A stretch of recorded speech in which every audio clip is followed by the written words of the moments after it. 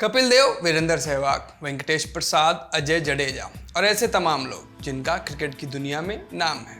इनको आप पूर्व क्रिकेटर कहिए, विशेषज्ञ कहिए या फिर ये खुद को कभी कभी फैंस भी कहते हैं।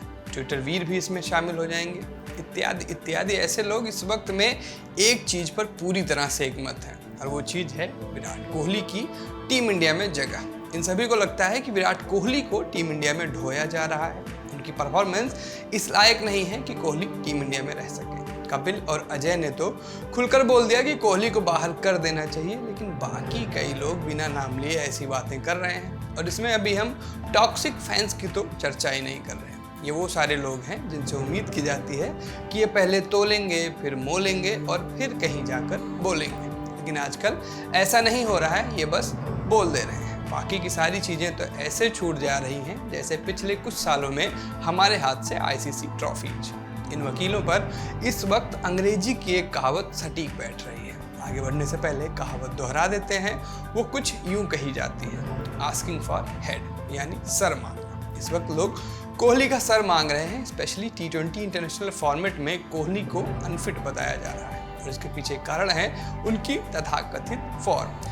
लोगों का कहना है कि कोहली की फॉर्म इंडिया को डुबो रही है। तो चलिए पहले कुछ आंकड़े देख लेते हैं। साल 2020 से अब तक T20 इंटरनेशनल में भारत के लिए सबसे ज़्यादा रन बनाने वालों की लिस्ट में कोहली चौथे नंबर पर है। जी हाँ, अपने करियर की सबसे खराब फॉर्म में भी कोहली 42 की एवरेज और 136 की स्ट्राइक रेट से रन बना रहे हैं। इस दौरान उनके नाम 6 50 के साथ 675 रन हैं। लिस्ट में उनसे ऊपर KL राहुल, श्रेयस अय्यर और रोहित शर्मा हैं। राहुल ने इस दौरान 36 की एवरेज और 136 की स्ट्राइक रेट से 693 रन बनाए, जबकि अय्यर ने 41 की एवरेज और 143 की स्ट्राइक रेट से 705 रन मारे। जबकि रोहित के नाम 32 की एवरेज और 144 की स्ट्राइक रेट से 746 रन है। रोहित के नाम इस दौरान 7 50 हैं, जबकि अय्यर ने 5 और राहुल ने 8 50 मारे। यानी अपनी सबसे खराब फॉर्म में भी कोहली इंडिया के टॉप बल्लेबाजों के साथ कंधे से कंधा मिलाकर रन बना रहे हैं। और फॉर्म में आई इस गिरावट के बाद भी उनका ऑल टाइम एवरेज 50 का है, साथ में स्ट्राइक रेट भी 137 से ज़्यादा का।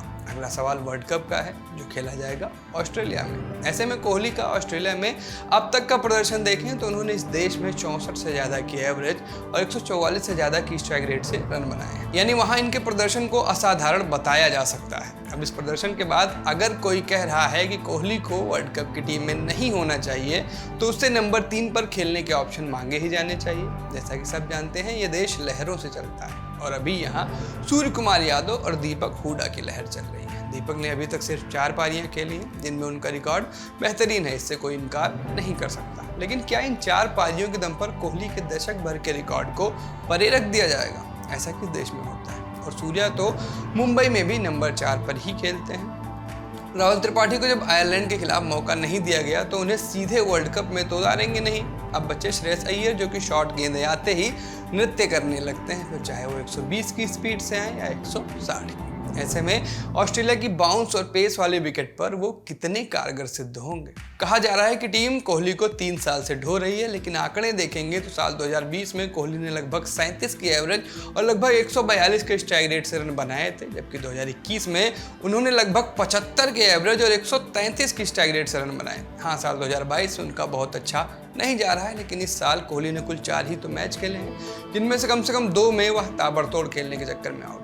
जबकि दुनिया जानती है कि कोहली एक बार जमने के बाद ज़्यादा खतरनाक होते हैं। पहली गेंद से हिट करना उनका स्टाइल नहीं है, लेकिन पीयर प्रेशर कहें या टीम की ज़रूरत, कोहली ये भी ट्राई कर रहे हैं। इंग्लैंड के खिलाफ तीसरे मैच में लगातार 2 बाउंड्री मारने के बाद वह डिफेंड करने में नहीं बल्कि हिट करने में ही आउट हुए। यानी जिस इंटेंट के लिए हम हलकान हो रहे हैं, लगातार कह रहे हैं कि इंटेंट वाले बल्लेबाज हमारे पास कहाँ हैं, कोहली वो लगातार दिखा रहे हैं। साथ ही कोहली की टीम में रहने से सामने वाली टीम पर बनने वाला प्रेशर सब जानते ही हैं। ये कुछ ऐसा ही है जैसा एक दौर में सचिन तेंदुलकर के टीम में रहने पर होता था, और इसी के चलते हमने सचिन के लीन पैच में भी उन्हें टीम में रखा था। साल 2005 और 2006 में सचिन के आंकड़े देखिए, सारे फॉर्मेट मिलाकर वह 34 के एवरेज से खेल रहे थे, और यही हाल 2011 के बाद भी था।